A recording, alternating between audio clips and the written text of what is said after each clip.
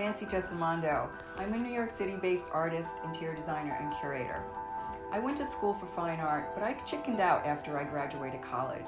I was really scared of the idea of making art for a living, so I studied in applied art, and I went years without making art for art's sake, until one day I was invited to a friend's studio, and I was amazed at the paintings all over the wall and all the things she had made, and it was such a visceral experience. I felt like I was in the middle of a Matisse painting, and it was at that moment that I decided to make art again, that it was something I needed to do. So fast forward a decade later, I was invited to join the board of a local arts group, and I befriended many artists, and my skills as a designer were utilized to create exhibitions. And I really enjoyed meeting all these different artists and learning their stories. I'm really fascinated with the idea of art as a vocation and what drives a person to dedicate their lives to making artwork when the endeavor is often so undervalued and so few make it big. Access Studio is my way of sharing the artist's talent and their stories with you, the viewer. So thank you for tuning in today to our premiere episode. Today I'll be visiting with Violet Baxter, a painter whose studio is in Long Island City, Queens, New York. I chose Violet because she has worked both figuratively and abstractly. She is a master colorist who has adapted to working in different mediums. Her career spans several decades, and she has many interesting stories to share with us. Violet graduated from the Cooper Union Art School in 1960 with an award for the highest achievement in art. She furthered her artistic studies at Columbia University, Pratt Institute, and the New York Studio School. Her notable awards include both bronze and gold medals from the Audubon Artist Annuals, grants from the Vermont Studio School and the Richard Florsheim Art Fund. Violet has had many solo exhibitions, including the Southeast Missouri State University Museum. She's had group exhibitions nationwide, and monographs of her work can be found in numerous journals such as The New Criterion and Hyperallergic. Violet's work is included in numerous corporate collections such as Con Edison, Fidelity Investments, the MacArthur Foundation, Morgan Stanley Trust, the Museum of the City of New York, the Oppenheimer Capital Corporation, the Savannah College of Art and Design, the Southeast Missouri State University Museum, and many private collections. Her paintings have been in such films as Angels in America, The Devil Wears Prada, Mozart in the Jungle, and the television show Law and Order. Hi, Violet. Thank you so much for inviting us into your studio today. It's my pleasure. I wanted to understand first, when did you know making art was something you wanted or needed to do? It just came with me since I was born. I was always called an artist as far back as I could remember. Grade school, one teacher sent me to an art school when I was 10 years old. I went on Saturdays. And then there was Evelyn Licht, my teacher from 4th grade, who became my lifelong friend. She was a painter, and she kind of saved me from my childhood. But for me, there was never any other choice. I was always going to be an artist. So it was a natural inclination? Quite inborn. I am curious because some artists feel that making art is a refuge to deal with their emotions. Their studio is sort of a safe space for them to process emotions, and others feel like they're called to use their talent as a way to make work about social injustices. What do you feel is the motivation for your particular artwork? It is a private sanctuary place for me to explore an inner life, whatever. And I follow my inclinations in my work. So I have gone from being totally abstract in my work to realism, super realism, sometimes side by side. I am very interested in in a kind of poetry that painting can produce. And so it's more like a person who needs to sing or a person who needs to write poetry. So it's on that level. Right. Intuition. And what is your motivation for starting a particular painting? Is it something you see in the world, or is it just your inner world? It's both. Right. When I first moved into this studio, or my former studio, I was taken with the views from the windows. So I worked super realistically, trying to understand what was going on spatially. And then I kind of use it up eventually, and I go into working from memory of the same things, or I work from my drawings.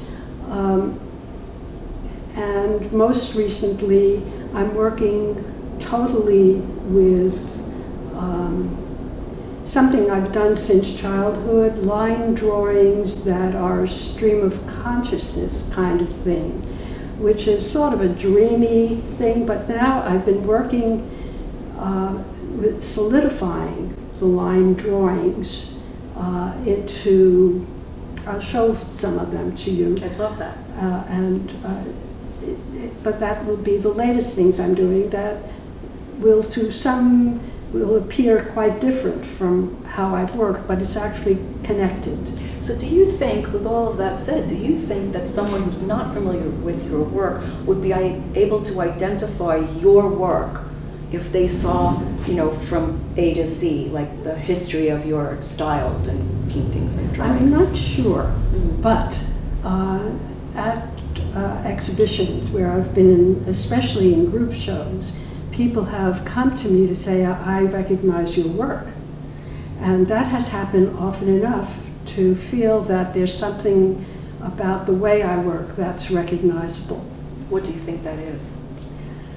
Probably the paint quality, a touch, a certain attitude with a kind of light, a way of using color. I'm not quite sure myself what it is. People seem to pick up on it, whatever that is. It's a certain kind of light that I try and get very often, even when it's from memory. It still has that memories. A lot of my childhood comes into my work. Do you have a favorite color? No. As a matter of fact, the color is for me something that's very elusive. I keep searching for this impossible color. When I was very young, I was looking to invent a new color. Wow. Yes, so I have to cool. be very young for that kind of ambition. But Great. the color comes from the struggle within the work, in doing the work itself, and trying to get through a certain feeling I have. And the color will come naturally out of it. When my work was my formative years as an abstract, almost expressionist painter, they felt like landscapes, but I used full intensity color, so they were very, very vivid. And working with subject matter, with real, I'm finding that I cannot avoid the kind of light that I live with that comes into the work. And New York City is where I am almost entirely, and New York City has a grayish kind of light. And it is it's an elusive kind of light. So I do struggle with that color because I want to get those bright colors back in, but they get modified intentionally because it's not quite what I'm experiencing in reality. What I'm experiencing in reality affects The output. it affects the outcome. So It do you comes find through. that in like different seasons, like the summer and spring, when the light is different, your work changes? It does. Yeah. And it will change also because of my circumstances that keep changing. My life is not on an even keel. No one's is. So what do you mean? And so I come back with all the new experiences somewhat altered, and my work becomes altered. And one painting into the next will alter it, because I've learned something from one painting that will then transfer into the next painting. It is a natural process for me, and the work constantly evolves. So do you often work on multiple pieces at one time? When I'm deeply involved in the work and my time at the studio is fairly open, yes, I work on numerous pieces at the same time, because one, as I was just saying, one painting, going through a painting, I will learn something, and it transfers into the next one. I put that one aside, I go on to the next one. I will come back and forth, and sometimes I will come back after a year or two. Wow. Or more. I understand that as an artist as well. I've done that. How do you know when something is done? Do you ask your friends or ask for input, or is it a visceral, I'm done, I nailed it? If I'm lucky enough to get input, that helps. But otherwise, the painting can go on indefinitely. The painting is finished when I don't know what else to do with it. And it sort of finishes itself that way. And that's why perhaps I come back to a painting maybe after a year or two or more, and I said, aha. And I have sometimes transformed or totally changed an existing painting that I thought was done. I think they totally done if it gets sold. Time to go. Right. But I have, I've had work reproduced in books that I said, oh, that shows me something. I've come back to the same thing, unframed it, took it out from under glass, Wow. and reworked a pastel that way. So I'm a kind of a compulsive kind of worker that way. It's like, it bothers me. It's like an itch you can't scratch. What's your preferred medium? Like, you've done oil paint, you've done pastel, you've done collage, right? You've done acrylic as well. Yes, And watercolor. yes. It seems that the most natural medium for me has been pastel. It's drawing and painting at the same time. I love drawing. I've always been a drawer. I did a little teaching at the National Academy for a friend. I did substitute teaching for him. I naturally taught drawing there. And at other places where I was a visiting artist, I spoke more about drawing. It's my favorite thing. So I have not continued on in the last, I guess, 15, 20 years. I've not done much with pastel, a little bit, mostly working outdoors and doing some restoration work on some 18th and 19th century pastels for someone. But it's because they're very toxic. I saw the dusts in a sunbeam coming in, and I said I was breathing this stuff in. And even with a mask, I tried working with masks in my eyes, and it felt like I was in a spacesuit, and it was very uncomfortable. And I went on then to watercolors, which turned out to be a very good medium for me also. But when I came to this studio, which is twice the size of my Union Square studio, that's where I came from. Very small, but it had 4 big windows that looked out onto very interesting things. I was able to use oil paint more freely. I was able to work larger. Working, of course, on paper, you're limited to the size, how large you can get. Yes, I prefer now working with oil, and I've been more recently working with colored pencils and graphite and a kind of pearlescent watercolor, and playing with a kind of dreamscape. So, are there any artists that have shaped your career or shaped your ideas? There have been probably hundreds. My ideas have been shaped by both negative and positive reactions to different artists. I learned by looking. I spent a lot of time, over the years, at the Met, and I go from the ancients to contemporaries, and I find a lot of beauty in many artists, very different ways of working. I don't have one particular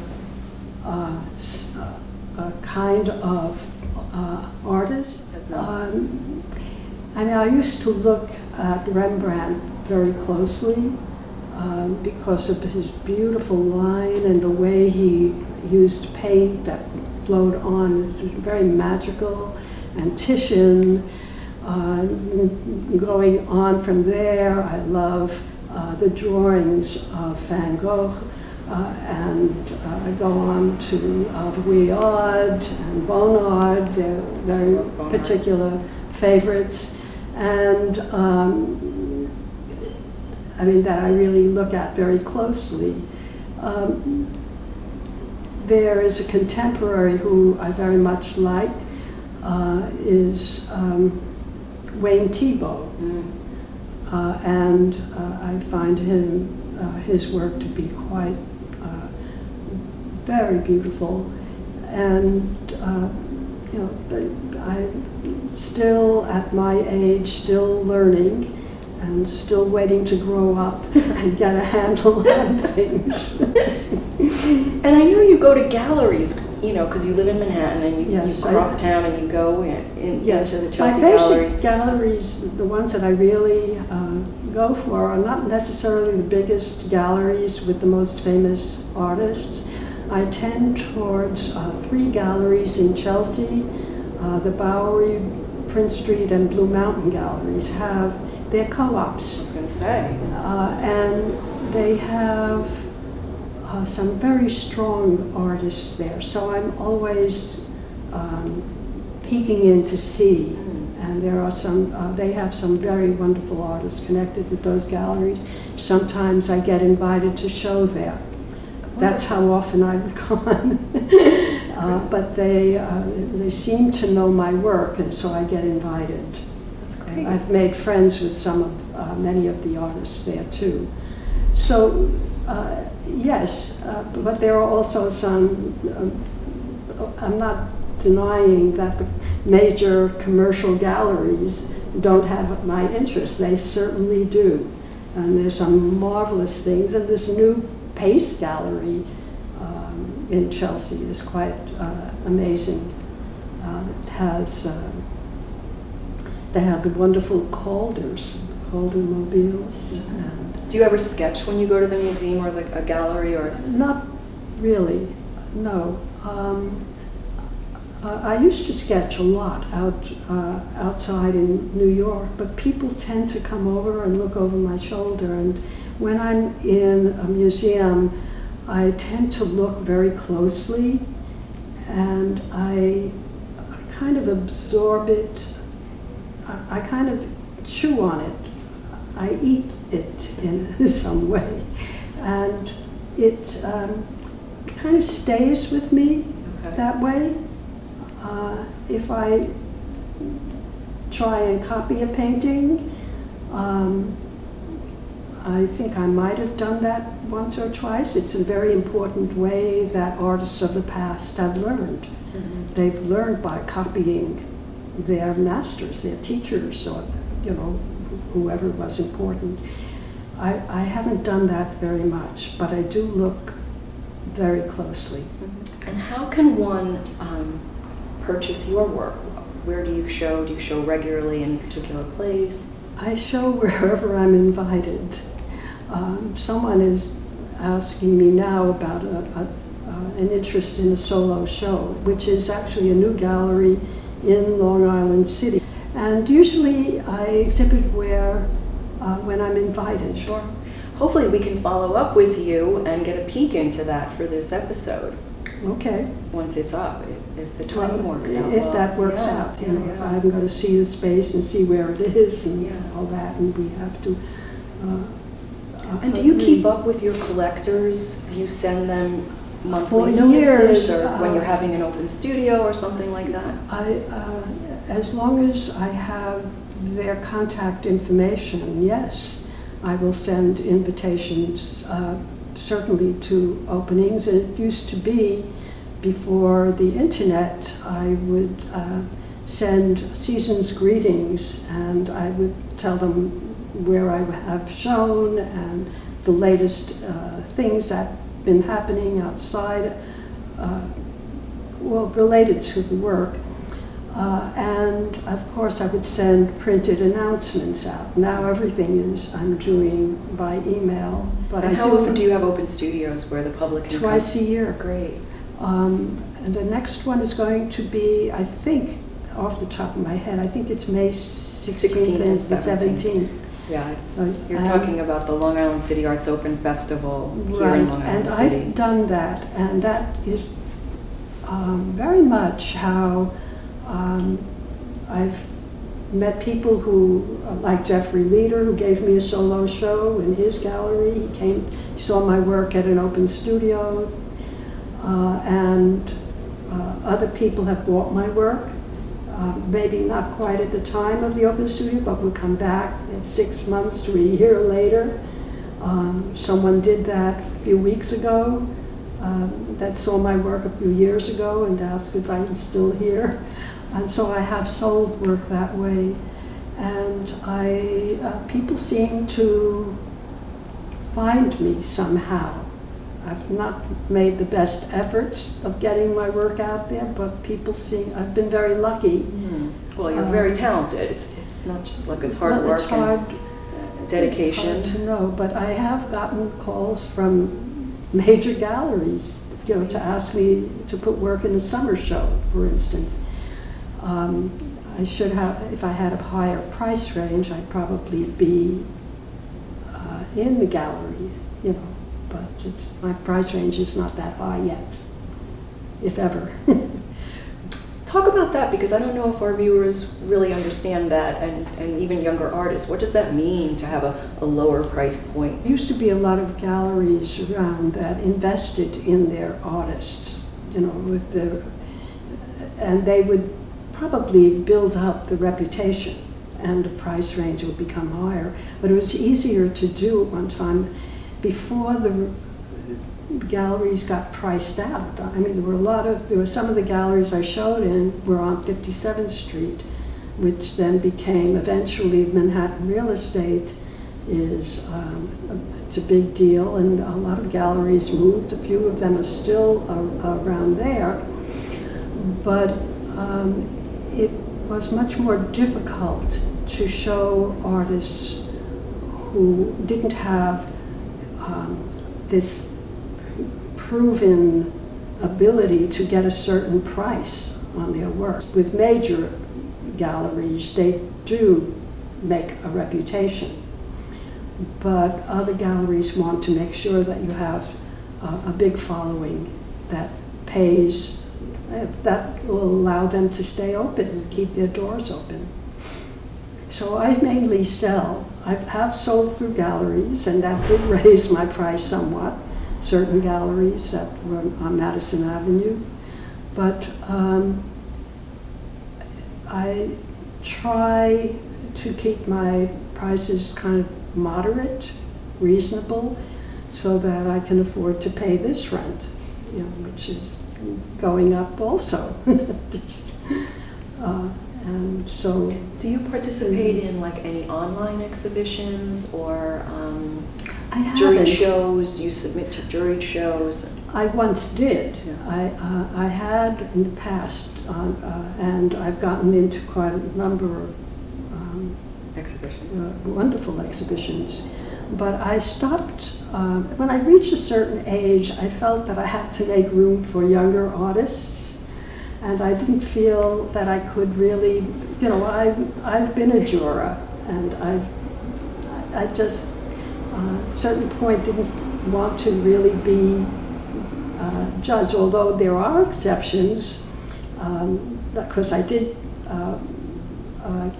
have my work at the National Academy in a special exhibition that I was invited to, which was I was invited, but it's sort of semi-juried, and you get invited to be juried at the National, that's right.